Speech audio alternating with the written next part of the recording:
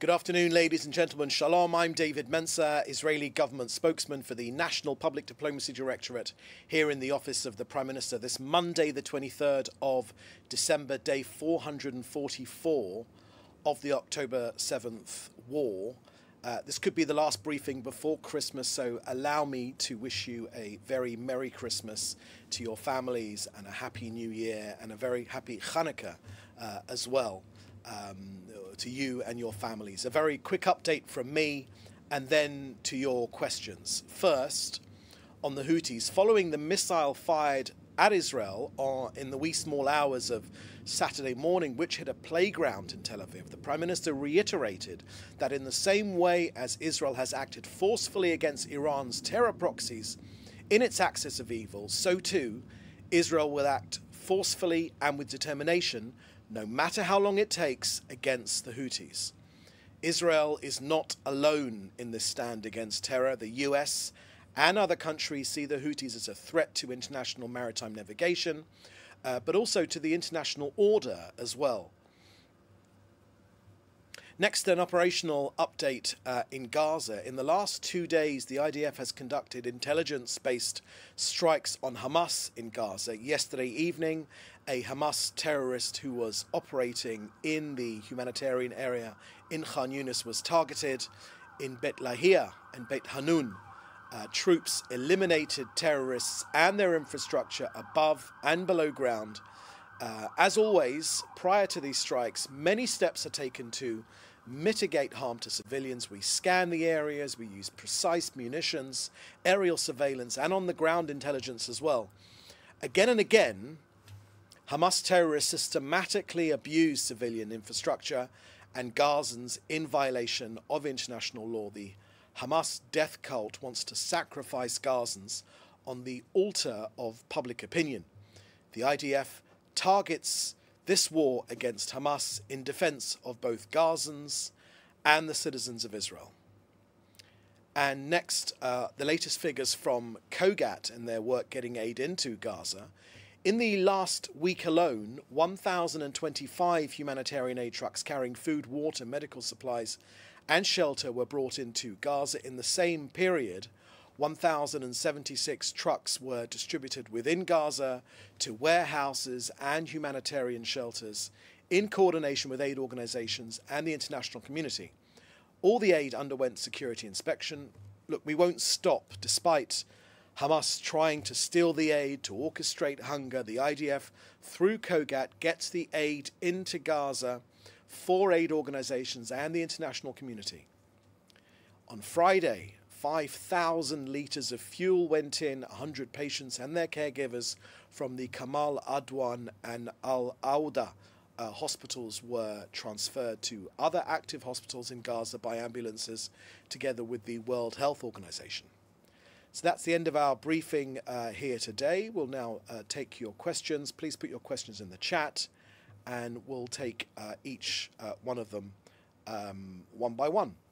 Okay, first question I can see here is from Jody Cohen for Newsmax.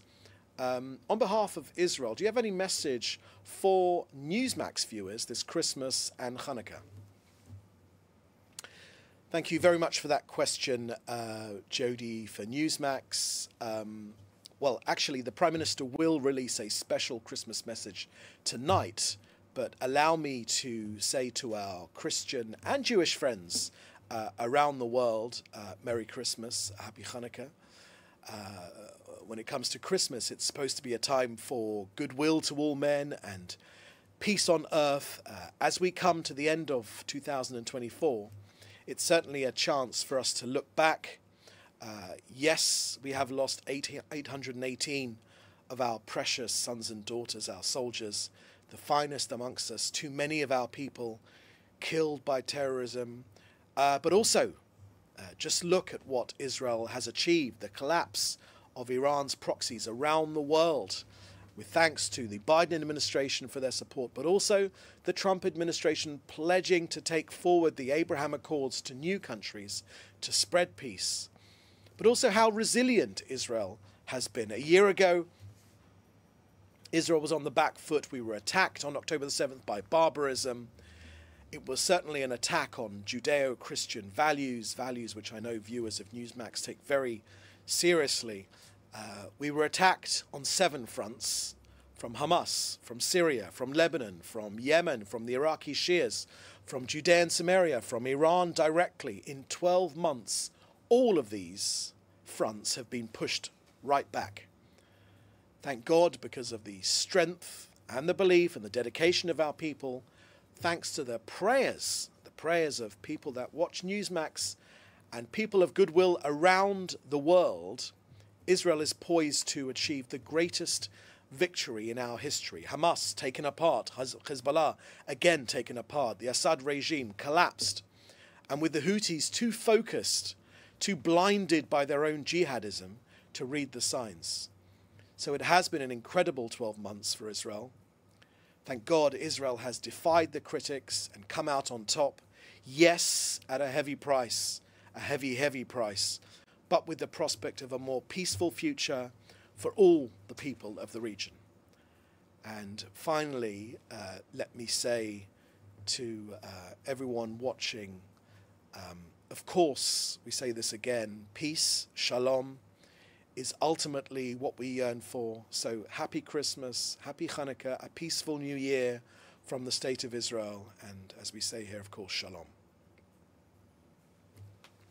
Next question I can see here is from Fred Ager, and it's about Iran's foreign ministry spokesman, Ismail Bakai, said in a news conference that Syria should not become a haven for terrorism, and that the people of Syria should decide on Syria's future without destructive foreign interference, and that Iran does not have direct contacts with the new ruling authority. What's Israel's response or comment to such a statement from Iran? Thank you very much for that question, Fred. I must say, when I read that statement from Iran's foreign ministry, I did check the date to see if it wasn't the 1st of April, because Iran saying that Syria should not become a haven for terrorism is taking the ridiculous to the extreme. Iran embedded itself inside Syria, and it caused Syria to become a failed state. Syria, of course, imprisoned its own people, with tens of thousands of people killed by the Assad regime, 500,000 people dead, caused by the Assad regime in their civil war. Iran is the creator of all of this hardship and, to be frank, evil, which has been inflicted on the Iranian people, on the Syrian people, but also on Israel's people. So we say to Iran, the regime in Iran, not the people of Iran, you've been pushed back. Israel has taken apart your air defenses.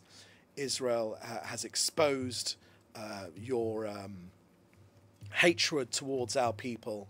And ultimately, of course, we know very, very well that Iran, the regime in Iran, is the head of the octopus. We've destroyed major parts of Iran's air defense system and missile manufacturing capabilities. We've demolished a significant component of the Iranian nuclear program. They are exposed, but together with our allies, we will prevent this Iranian regime from obtaining a nuclear weapon. That's always been our top priority. Okay, next question from Joel Pollack at Breitbart News. Iran is in the midst of an electricity and fuel shortage. What are the implications for Israel's strategy on Iran? Would Prime Minister Netanyahu consider offering advice to ordinary Iranians on how to obtain energy the way he once did when Iran suffered a water shortage? Thank you for that question, Joel. In the last question, I made clear that Israel has a problem with the Iranian regime and not with the Iranian people. Just in the last 2 weeks or so, the Prime Minister released a message to the people of Iran, And he highlighted how much of their precious funds, the treasure of Iran, has been spent on terrorism to try and destroy this country, Israel. And how much of their precious resources has been diverted to try and destroy Israel, not for the betterment of the Iranian people. And also how much of the precious Iranian resources have been taken away from spending inside Iran, which means that their energy sector is in shatters, their health sector is in shatters, and they have tried simply to divert attention from their own failures as a regime, their own failures as a government, and try to divert attention with hatred towards my country. It has been tried by other Arab leaders in the past. It has always been shown to be a failure.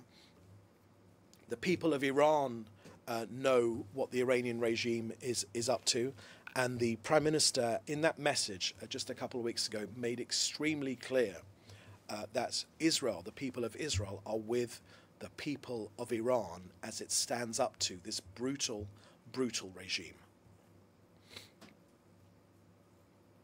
Okay, any other questions? Just scroll down.